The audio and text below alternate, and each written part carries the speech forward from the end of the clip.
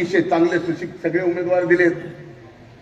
जीत ऐसी होनी चाहिए कि जितनी बदनामी हमारी की है उतना बड़ा जीत के उनके मुंह पे तमाचा मारना है.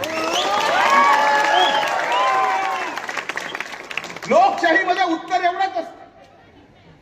एखाद्याने आपल्याला शिव्या दिल्या आणि आपण त्याला शिव्या दिल्या हे आपल्याला जमत नाही.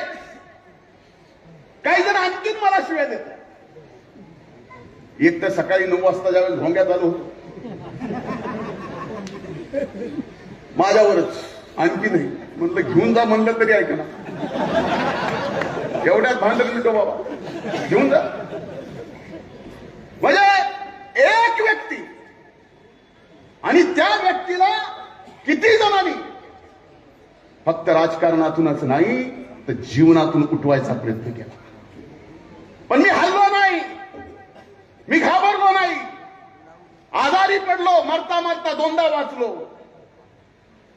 पण आताच जे पुढचं जीवन आहे ते फक्त तुमच्यासाठी, या मातीसाठी, या मातीतल्या माणसासाठी, दुसऱ्यासाठी.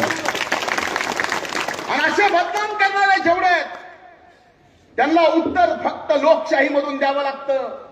आणि लोकशाहीमधून उत्तर देताना ते मतदानातून द्यावं लागतं. आपण सर्वजण महायुतीच्या आपल्या नगराध्यक्षाच्या उमेदवार, त्यांचं चिन्ह घड्याळ. अनेक प्रभागामध्ये महायुतीचे आपले जे उमेदवार आहेत, कुठं घड्याळ आहे, कुठं कमळ आहे, कुठं धनुष्य आहे, सर्वच्या सर्व जागा या ठिकाणी ऐतिहासिक मतानं विजयी करा एवढीच कळकळीची विनंती करतो.